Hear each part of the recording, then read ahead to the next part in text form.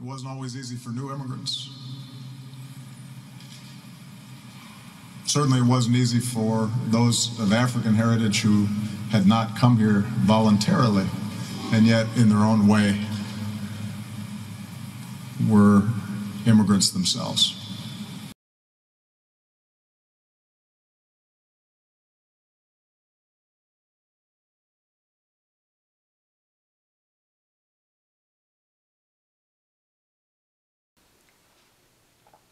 Hi, this is Pastor Joe Green, head pastor of Antioch Assembly Church located in Harrisburg, Pennsylvania. Also the founder of the 2019 movement, and I want to share a couple of thoughts with you today. I've been, you watch the news and you listen to a lot of things that's happening, and I still to this day, I'm really just baffled by the lack of discernment and understanding, especially in the black community, regarding what's going on. You know, one of the first and clearest examples or things I like to point out is, people of color have been saying that the system is set up against them for many, many years. We've been acknowledging that things aren't fair and equal and balanced for us. Even the term white supremacy is being used a whole lot, and you hear that more and more becoming a popular concept of white supremacy, which is really not a real thing, and I'll just explain to you why that is. It's one of the keywords that people use. It's a trigger word, and so here's what the enemy uses. The enemy uses symbols, it uses keywords or trigger words, and it also uses emotionalism to push its agenda. Now, what do I mean by that? I was watching even after the Super Bowl, and they were showing a thing of some of the Philadelphia Eagles players, and they said that they were one of the most woke teams in the league. And they showed a bunch of black players doing this symbol with the fist up, as though it was solidarity. You know, in the civil rights movement, some people use that as the black power symbol. But I'm here to tell you that that is a symbol of the Illuminati that they gave, which is why, if you look at the Communist Party, their symbol is the fist. And what that's supposed to be is supposed to be a sign of solidarity, giving power to the people. But in essence, it is something the Illuminati came up with to give a false sense of solidarity. But whenever they give that symbol of solidarity, what they're doing is they actually have put people in place to organize the people, and the people that they put in place, the leaders, are those who actually work for the powers that be, the Illuminati. And so it is what's happening with us today, and I'm going to explain to you what I mean by that. So I want to outline a couple of the strategies that's being used, especially with this anti-Trump movement and all these people that are up in arms, and Trump is an idiot, and all these things that they're saying. I just need you to understand that this is all staged, that those people that are protesting and in the media and how they have actually been brainwashing the masses for some time. And when they've been brainwashing the masses for some time, and they use the same strategy over and over again, but unfortunately the average person is not sophisticated enough to recognize these. So I'm going to talk about some of them, and I'm going to give you, like I said, everything that I tell you about is documented. It's not something that I come up with or strategize. I actually read the writings that were written by the Illuminati and the powers that be, and I look at their strategy and what they said they're going to do, and then we see it actually playing out. Then I also like to read the Bible, and the Bible tells us very clearly what happens in these last days. So one of the first things you need to understand is there's something called the Hegelian dialectic. The Hegelian dialectic. When you get a chance, you can look at it. Robert Hegel is the person who came up with it. And what happens is anytime you want to control the masses and push them in a certain direction, you control both sides of the argument, both sides of the issue, and then you push the public into the direction you want. Again, that's called the Hegelian dialectic. And what the Hegelian dialectic is they control both sides of the argument or the issue, and then they use it to push the public into its right place. So from an academic standpoint, it's called thesis, antithesis, and synthesis. So the thesis is the position that they first explain. The antithesis is the opposite must be true of any thesis. And then the synthesis is the conclusion that they draw for you and give to you. So like, for instance, let me give you an example. Some people say that 9/11 was a conspiracy, and that 9/11 was something that happened in order to push for a new world order. And so what happens is with things like the tragedies that happen in 9/11 and different things, they use it for the public to give up their rights, and then they can push you towards a new world order. David Rockefeller, who was one of the Illuminati, the ruling elite, and he says, never let a good tragedy go to waste. And I'm paraphrasing it. He says, never let a good tragedy go to waste. There's also something, order out of chaos, that they use. So they create the issue, and then they also give you the problem, which is part of the Hegelian dialectic. They control both sides of the argument. So how is that happening here in this country? So if you look at the Republicans and the Democrats, even in the 2016 election, there were people on both sides that were actually pushing for the New World Order. They call them globalists, ruling elite, etc., etc. So you had people like Hillary Clinton, who is absolutely, without a doubt, her Bill and Hillary Clinton are part of the ruling elite that are pushing for a one-world government. You had the Bush family and Jeb Bush on the other side, who was absolutely a globalist. So what they were banking on, and Bernie Sanders was just a puppet for the Illuminati, which is why after the election, he stood down. You know, it came out that Hillary Clinton and the Democratic Party actually conspired against Bernie Sanders to make sure that he didn't win the election.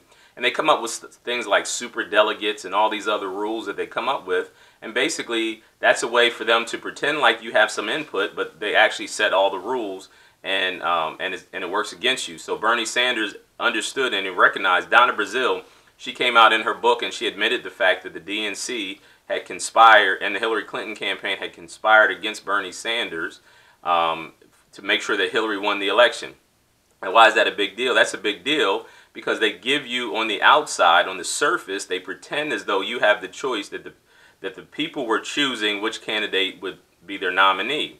But if they give you two options, but you really, only one of them is the one that's going to ever really win, then that's a deception. It's a scheme. It's like a shell game. You know, if you guys ever went on the street corners and they have people with the 3 shells and you got to pick where the ball is underneath the shell and they switch, that's what that is. That's a type of a shell game.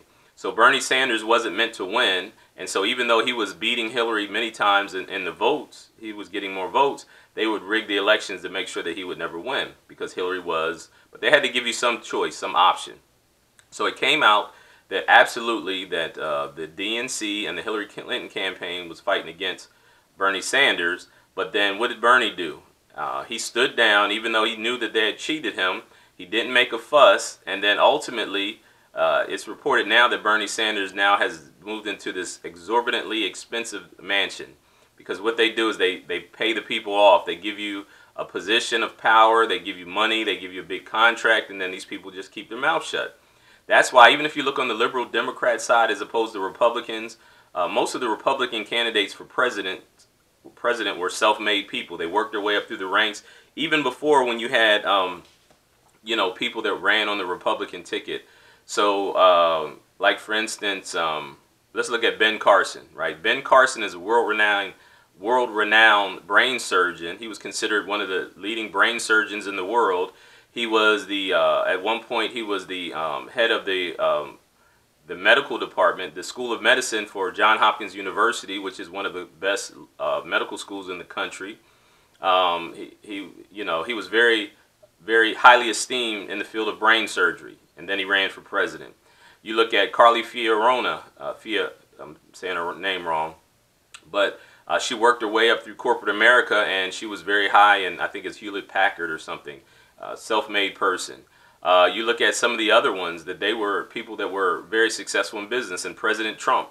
President Trump has a long history of successes. Now, before you go any further, before I go any further, and before anybody says anything, I already know where you're going with this. Yeah, he was a failure. He filed bankruptcy.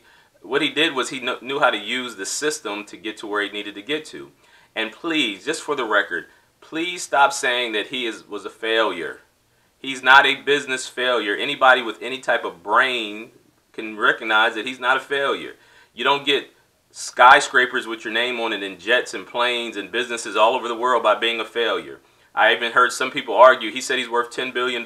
He's actually only worth $2 billion. And not one of the people that I saw argue that had even $1 million, or, you know. So it's just ridiculous. But what the media wants to do is they now want to paint him as though he was a failure. The reason he had his own TV show called The Apprentice was because he was a very renowned, successful businessman. He wasn't a TV actor who became famous. He was a famous person for many years, and then he got this TV show because of his fame and his fortune. They have casinos in Atlantic City and Las Vegas. Many of the greatest heavyweight fights and other fights were in Trump casinos around the world. So this whole notion that he's a failure is a new dynamic that they're trying to push, a new paradigm or narrative, if you will. They're trying to push to try to say, oh, he's not all that smart, he's a failure. Now you could say he uses harsh language, or he's not a polished politician. I'll give you that. And I'm not a big fan of the profanity and the name calling at all. But let's be honest about this. We can't ever grow and learn anything if we're not honest. And to say that he's not a successful businessman is ridiculous. Okay, so let's dispel that myth. Some of the other myths that they said about him being racist or whatever, he's been in the public eye for 30 or 40 years. They're having pictures with some of the leading black people. He's won the NAACP award before. Jesse Jackson gave him an award for giving opportunities out for business people. On his show, The Apprentice, some of the first Apprentice contestant winners were black people. So again, the media is now trying to paint the narrative, draw the picture that he all of a sudden became a racist, and it's not true. They've taken words out of context, and so we got to be smarter, especially black people. We got to stop being so easily manipulated by emotions, and every time they say somebody is a racist, we just throw in the towel. Oh, he's a racist, I don't want to have anything to do with him. And it's just ridiculous. It is so absurd. Even George Soros said that he talked about how easy black people were able to be manipulated. So you have this Hegelian dialectic. They're controlling both sides of the argument, which is even more proof that President Trump, he may have his own agenda. You may not like his agenda, but his agenda is not the same as those who are pushing for a new world order. And his platform and the things that he's saying directly go against the strategy for a new world order that they are trying to push. And again, this is not my opinion, and I'll show you. I'll put the picture up. It's the Protocols of the Learned Elders of Zion, and there's some other publications that you can read. You can read Albert Pike, Morals and Dogma. You can read The Secret Doctrine by Manly P. Hall. You can read Rules for Radicals by Saul Alinsky. All these people are pushing for a one world governmental system, and they actually outline their strategy. And so when you see their strategy and you see it's being implemented, David Rockefeller thanked the media, mainstream media like the New York Times and the Washington newspaper and some of the other famous publications that all of you have heard of. He thanked them for helping them push their agenda for a new world order. He said without their help, they wouldn't be able to do it. So in the Protocols of the Learned Elders of Zion, they talked about how they need to use the media and media professionals to help them push their agenda and to cover up their true intentions. So again, this is not something that I'm making up, or this is well documented. Now, I'm going to give you some prime examples, and I'm going to show you the clips so you see them for yourself. For instance, when they went to the war in Iraq, when they talked about weapons of mass destruction. Now, George W. Bush, which is also known as George Bush Jr., he was the one that actually took us into war in Iraq and Afghanistan. And so later on, the Democrats try to say that it was the Republicans. But if you look at the videos, the Democrats said the same thing that the Republicans said, that they definitely knew that Saddam Hussein had weapons of mass destruction and they were going to go in and get him out.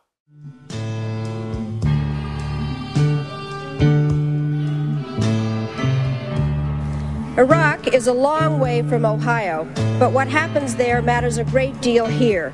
For the risk that the leaders of a rogue state will use nuclear, chemical, or biological weapons against us or our allies is the greatest security threat we face.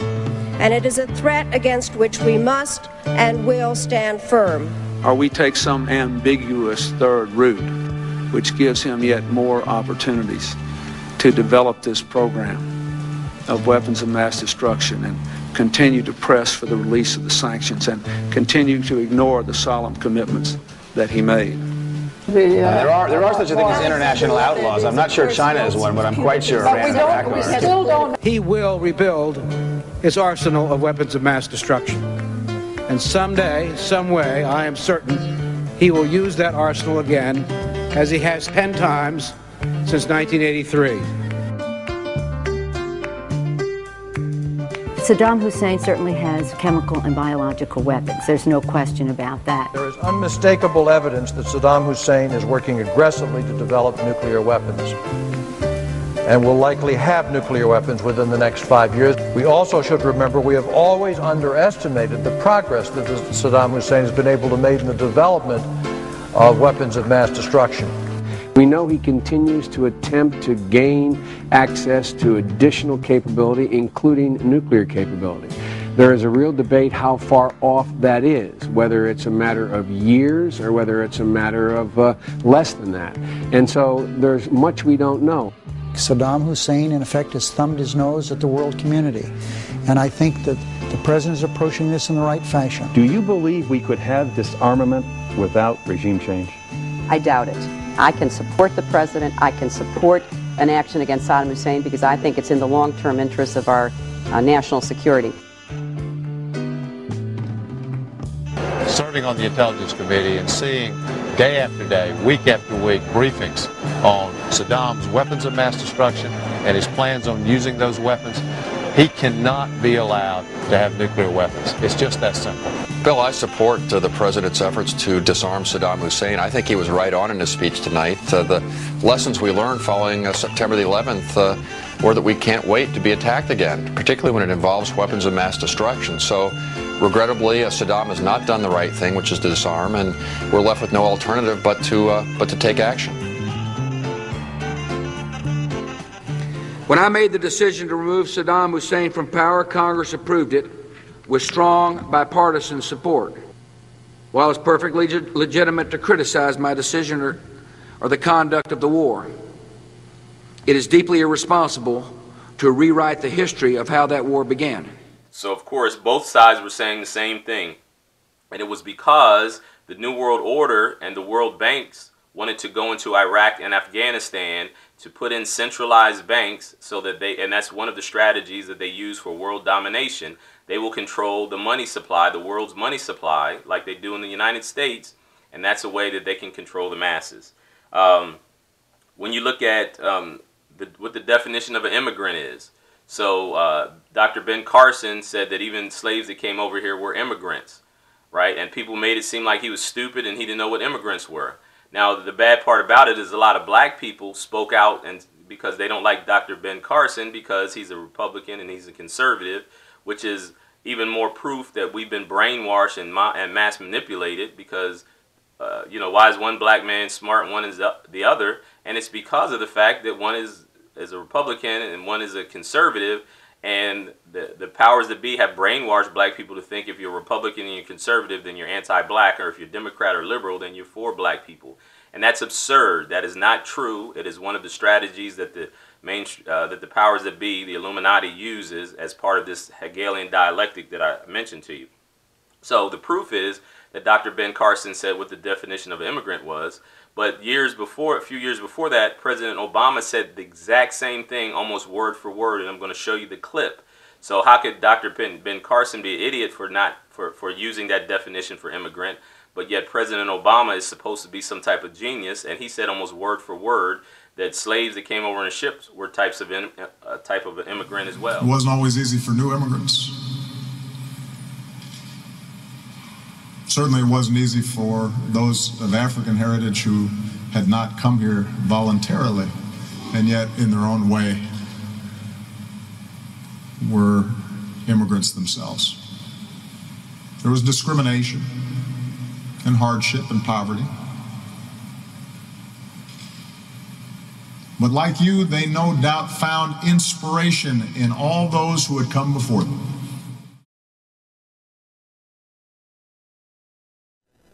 A land of dreams and opportunity. There were other immigrants who came here in the bottom of slave ships, worked even longer, even harder for less. But they too had a dream.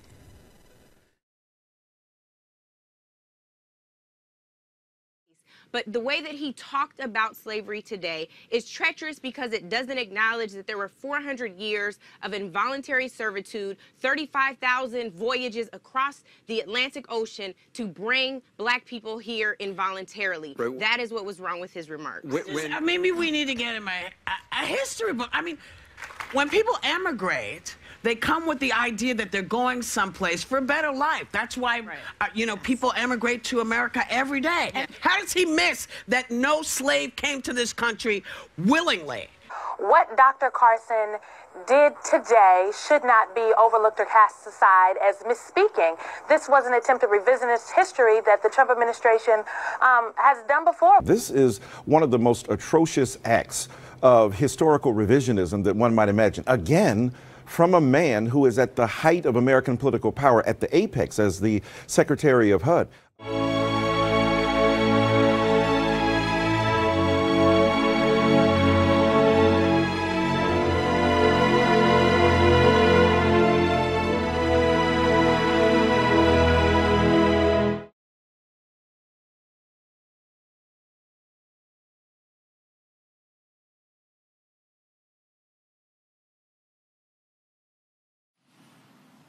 It wasn't always easy for new immigrants.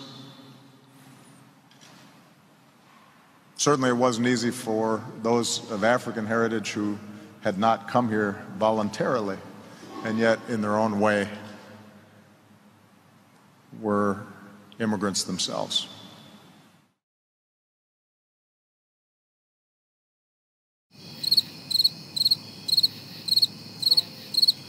Just so you know, just for the record, an immigrant is someone who is moved from one place to another. The actual definition of an immigrant doesn't have anything to do with voluntary or involuntary. It means you have migrated from one place to another. You used to live in one place and you live in another place. So by the actual definition of immigrant, a slave would be an immigrant too if they were taken from Africa and brought to North America. Now I know we don't want to clump them in the same category as someone who voluntarily came over here, but the true definition of immigrant is someone who has been transplanted from one place to another. And when you think about that, you think about the Syrian refugees, they're immigrants too. They're not refugees because they wanted to be refugees. They were refugees because they fled from the place that they were from. Another example of this Hegelian dialectic that's being played out in front of us is President Trump when he talks about securing the borders. He talks against illegal immigration. He talks about the people that come over here illegally. And what the media has made him seem like is he hates Mexicans, he hates immigrants because of what he said. But if you look at the video, and I'm going to show you these video clips, President Clinton, Hillary Clinton, President Obama, Chuck Schumer, and many other liberals said almost word for word the exact same thing that President Trump said about illegals coming across the border. But yet when President Trump said it, they tried to make it seem like he was an idiot, he's hateful, and that's not who we represent as a country. But yet when the liberal Democrats said it, it was okay. They applauded them for saying the exact same thing, which goes again to this whole Hegelian dialectic. You've been brainwashed because if two people say the same thing, then you should have the same response. It doesn't matter who says it. If it's true, it's true. If it's not true, it's not true. Right? That's just common sense. Immigration is wrong. And open borders. No, that's a Koch brothers proposal. All Americans, not only in the states most heavily affected, but in every place in this country, are rightly disturbed by the large numbers of illegal aliens entering our country. What we need to do simultaneously, secure our borders with technology, personnel, physical barriers if necessary in some places. If making it easy to be an illegal alien isn't enough, how about offering a reward for being an illegal immigrant? No sane country would do that. I think we should enforce our borders. To have a situation where 40% of the babies born on Medicaid in California today are born of illegal immigrants creates a very real problem for the state. I think Here's what I'll do. Number one, the borders are more leaking today than they were before 9/11. The fact is we haven't done what we need to do to toughen up our borders, and I will. We simply cannot allow people to pour into the United States undetected, undocumented, unchecked, and circumventing the line of people who are waiting patiently, diligently, and lawfully to become immigrants in this country. So let's not be deceived or manipulated so easily. Let us make it more difficult for the powers that be to manipulate us. Right now, especially black people, we're very easily manipulated because we base everything on emotionalism. When I say everybody, I'm talking about 90%. I'm not talking about every single person, but we're supporting the very people. So I'm outlining some of the strategies that is being used. So the one is the Hegelian dialectic. The second one I'm going to point out to you is called controlled opposition. Excuse me. Some people call it, in different parts and times, they call it COINTEL Pro or COINTEL. So controlled opposition. Controlled opposition, and I'll give you some examples, is when it's similar to the Hegelian dialectic, but with controlled opposition is you have an opposing force. They put people in power on the other side to pretend like they're opposing each other, when all the while they're all on the same team. So when you look at many of our black leaders are part of this controlled opposition. Right now, a lot of them in the Congress, the Congressional Black Caucus, and some of these other people that are very popular are part of controlled opposition. Why do I say that? You say somebody like Maxine Waters or John Lewis or somebody like that.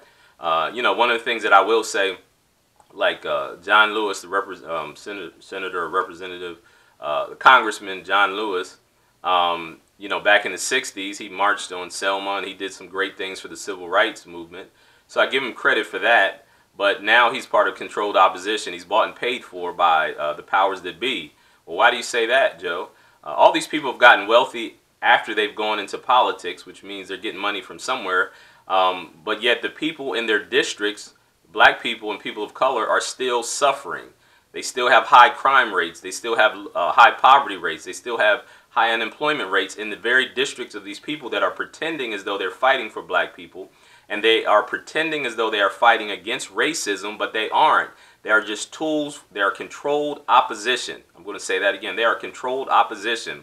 And so these people are placed in power as gatekeepers in our community. And because they're put in power of gatekeepers, it means that we believe that, you know, we're going to support them. President Obama was controlled opposition because he actually was placed in power by the very Illuminati, the bankers, who he pretended as though he was against, but he really was bought and paid for by them. George Soros, again, his name will come up, and I'm going to tell you about him, George Soros.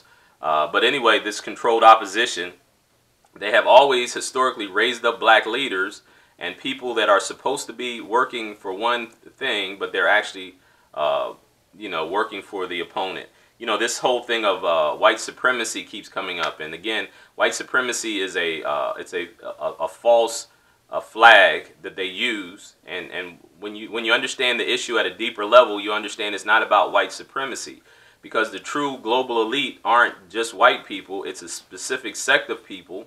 The Illuminati are what's called Ashkenazi Jews, Kabbalistic Jews, right? That and these 13 bloodline families. That I didn't bring that book with me, but I have the 13th Tribe is a book that was written and talks about the 13 families that control these world affairs. And so they're even against other white people. They believe that the population of the earth should only be about 500 million people.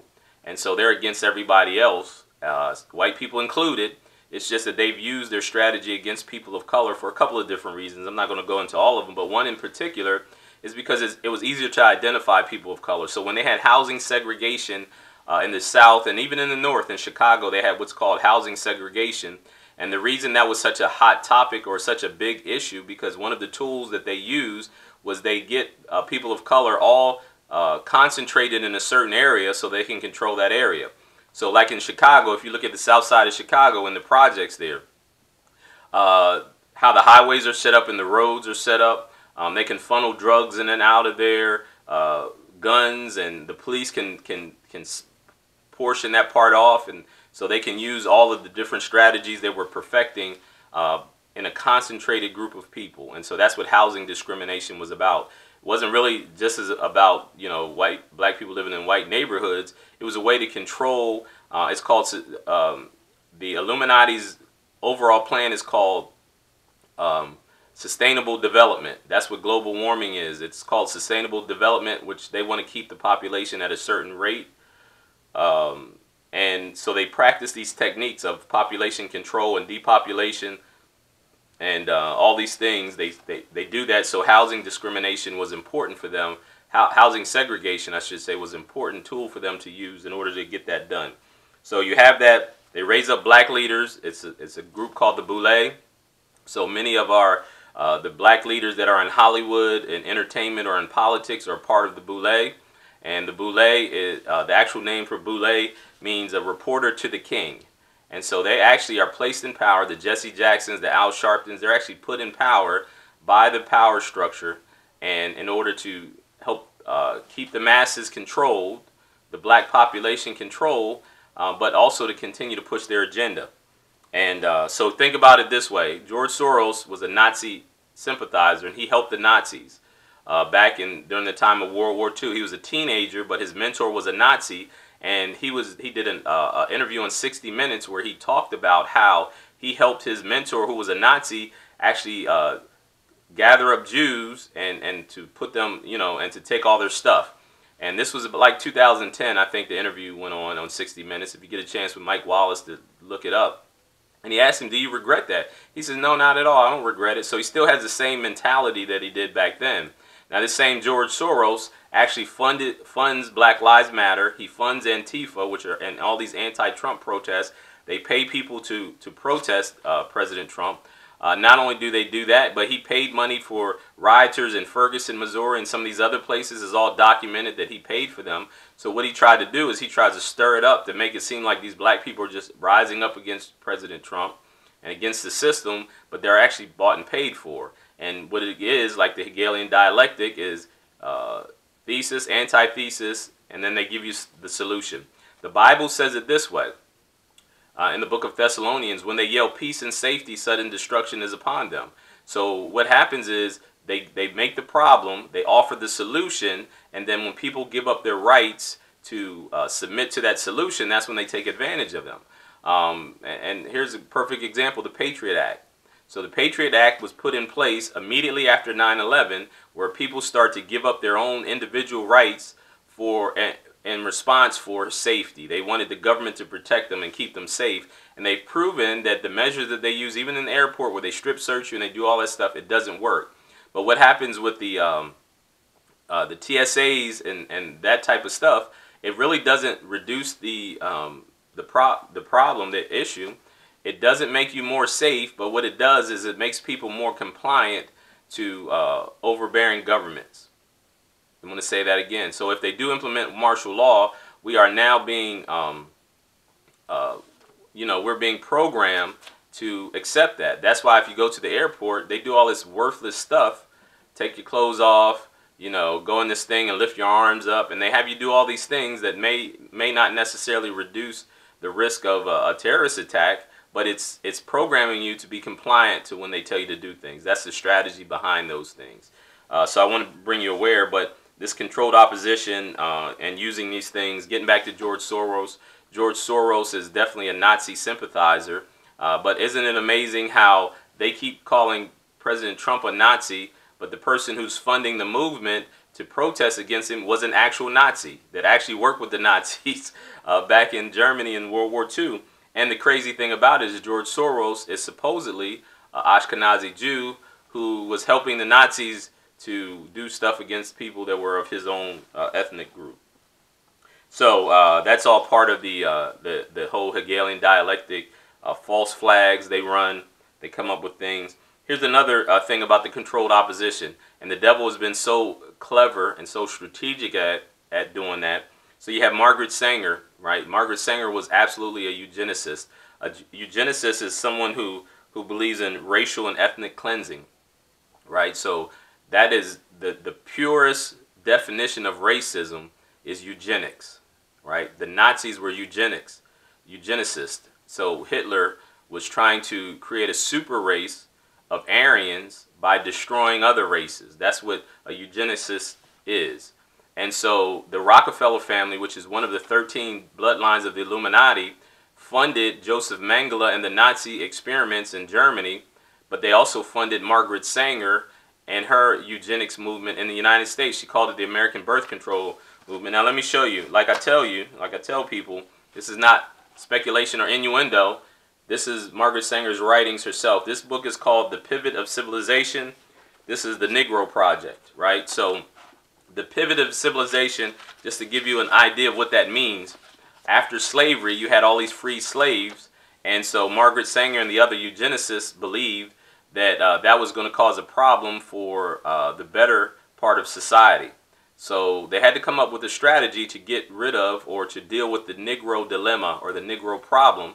So she came up with eugenics through abortion and birth control, the American Birth Control League. And what she stated in one of her writings in 1921, I believe it was that it was very clear that the final aim of eugenics and birth control are one and the same.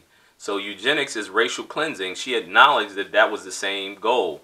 The same people of the Illuminati that funded the Nazis funded eugenics. So Margaret Sanger, who was a eugenicist who tried to reduce the population of blacks and other minority groups, starts Planned Parenthood. Now you have, and that's why I say that these people are controlled opposition, you have these black leaders, so to speak, these Democrat liberal leaders, the Maxine Waters, the John Lewises, the Jesse Jacksons, and all these other people, Cory Booker, all these people, they're controlled opposition. They're bought and paid for by the very system of oppression that they're supposed to be fighting against. And so they all support Planned Parenthood, and Planned Parenthood's aim is the same as eugenics, which is racial and ethnic cleansing, which is why Planned Parenthood sets up their locations in black, Hispanic, and minority and poor communities, because that's who they're targeting. They've said it over and over again. It's being said.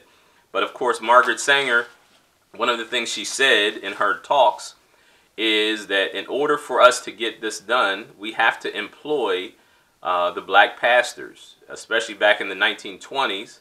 And throughout, black people were very much into the church. They were very reliant on their faith and their religion. And so she recognized that she had to get some black pastors involved to help promote their agenda.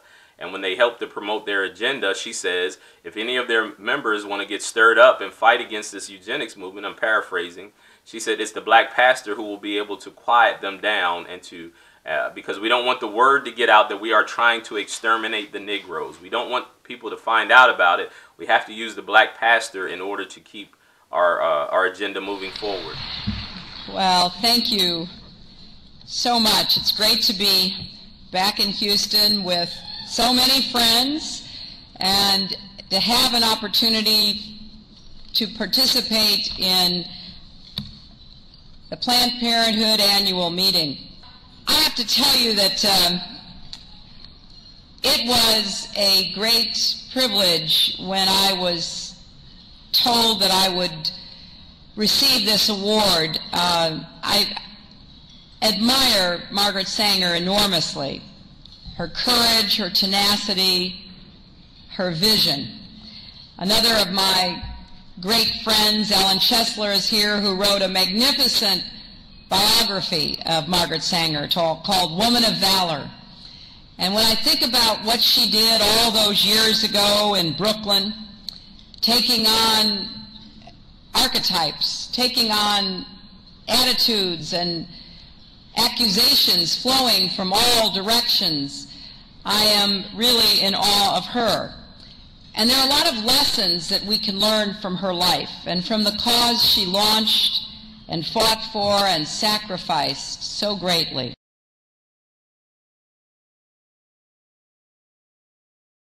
Do you believe in sin?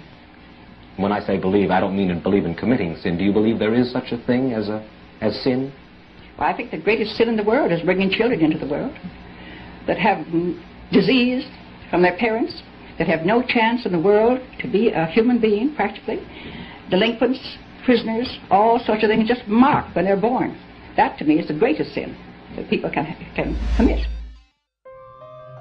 In 1939, Margaret Sanger, co-founder of Planned Parenthood, started the Negro Project with the aim of slowing and then reversing the growth of the black population.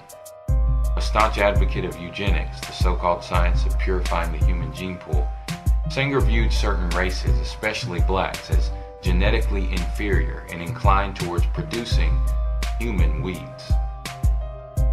Reckless breeders spawning human beings who never should have been born.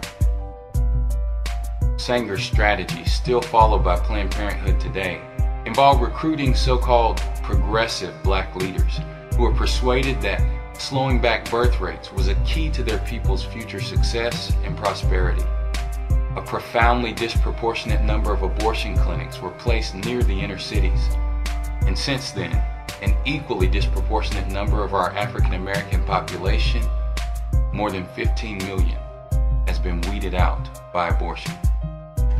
On this fundamental issue, I will not yield, and Planned Parenthood will not yield, because we know that what's at stake is more than whether or not a woman can choose an abortion. Choices about how. So they had black pastors and other leaders that were actually being bought and paid for by the eugenicists in order to help push their agenda, but also as gatekeepers to keep the black people quiet. And that's what's still happening right now. Most of our leaders.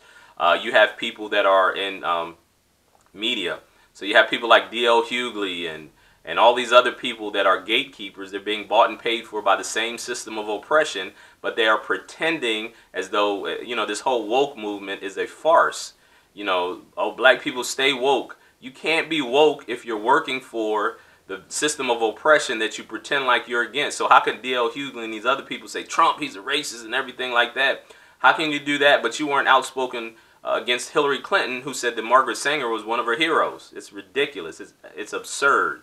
But they want you to believe that. When Steve Harvey went to go meet with President Trump, they called him all kind of names because that is the strategy. They call him Uncle Tom and a coon and all that other stuff. When you speak against liberal Democrat movements, that's what they try to say. Oh, you're either not woke or you're a coon or you're Uncle Tom. And it's absurd because the liberal movement is actually promoting the system of eugenics and oppression of people of color. But they try to pretend like they care about you. And that's what has always happened.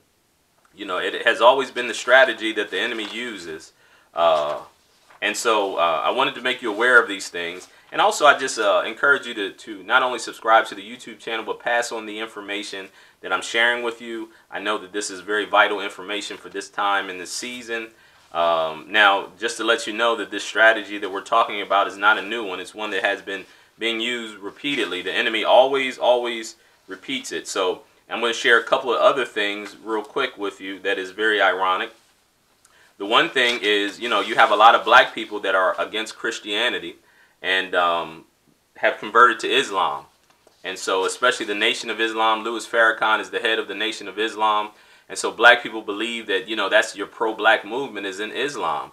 But most people don't realize that many of the slave traders from the time that slavery, the transatlantic slave trade, it was Muslims, it was Arabs, because part of the Quran talks about how it is okay to take these infidels as slaves. And so most of the people that were actually slaves, people of color, were not just simply Africans, but they were Hebrew people.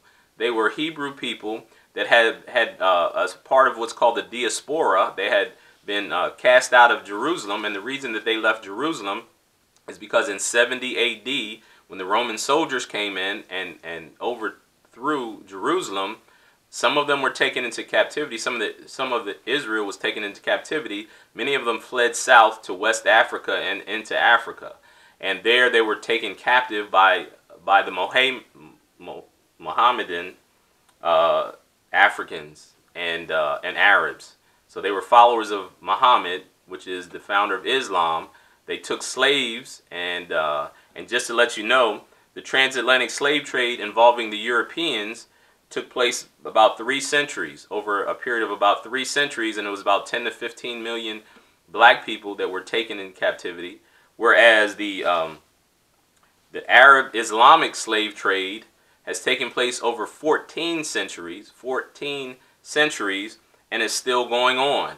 And so Gaddafi, Muammar Gaddafi, who was the Libyan leader, was taken out by Hillary Clinton and the Barack Obama administration.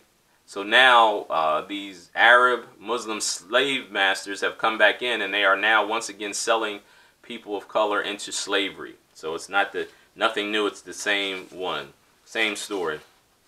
And so isn't it ironic how, just like the enemy does, you have these black people now moving away from following the tenets of the Bible and following Islam, and it was Islam that was one of the #1 enslavers of people of color in the African continent. You know, the Hebrews, many of the Hebrews were people of color. They were dark-skinned people, brown, and, you know, like I'm black, you would consider me black, so they would be my complexion. Some of them were even darker than I am, as you can see. And so a lot of them were actually the Hebrews that they took into captivity, which is why when they transported them across the Atlantic, they took away their name and took away their culture so that they didn't know who they were. And the reason that that's important to understand is because in Revelation 2 and 3, it talks about the synagogue of Satan, to say that they are Jews, but they are not. They do lie. And so many of the people that are claiming to be Jews are actually not Jews at all, but they have stolen the inheritance of the Hebrew people by not telling them or not allowing them to know their real identity.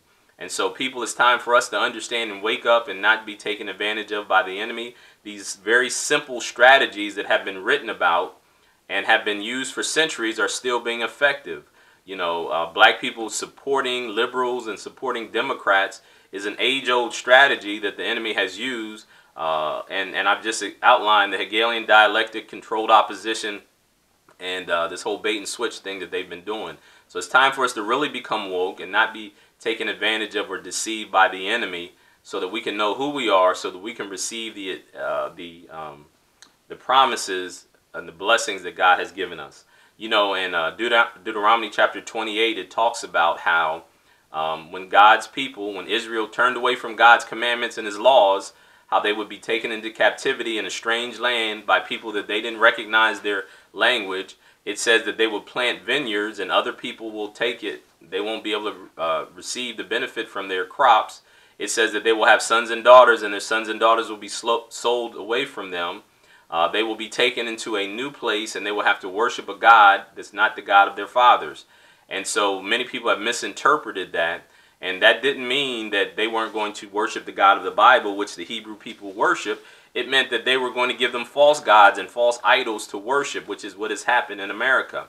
They have given us pictures of the ascended masters and said that they were Jesus because, you know, Jesus was a person of color. And again, this is not against white people or Europeans or anybody. It's this is a call out to God's people for us to have our eyes opened, because if the enemy takes advantage of us, it is because of our own devices and our own doing that we have allowed them to deceive us. It is because we have turned away from the commandments of God. It's because we have not recognized who we are and who we are supposed to be. And because of that, in Isaiah 42, it says, we have become a spoil and we are robbed of our inheritance. And God is looking for someone to declare, restore, restore, turn back to the ancient ways, turn back to the Torah, turn back to God's commandments and his laws, which is why in Malachi 4, it says the Son of Righteousness will come with healing in his wings, and he will turn the hearts of the fathers back to the children and the children back to the fathers, unless he will strike the earth with a curse, if not. So this has been Pastor Joe Green, and more to come. Again, please subscribe to my YouTube channel. Please go to my Patreon channel. If you go to my Patreon channel and the Lord causes you to support the ministry, is greatly appreciated. We'd like to do more of these videos and more of these teachings. Also stay tuned for a 2019 movement presentation we'll be doing very soon in a place near you. Until next time, be blessed of the Lord. Shalom, shalom.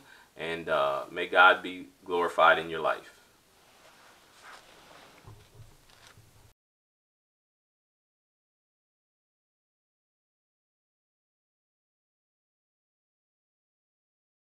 All right, welcome back, Gulf Coast. Welcome back, America. And on the line with me today in the Oval Office of Gulf Coast Talk Radio is Dr. Randy Short. So, Dr. Short, listen, you were in Harvard Law School at the same time that Barack Obama... Harvard Divinity School. Divinity just School. Across the street. Okay.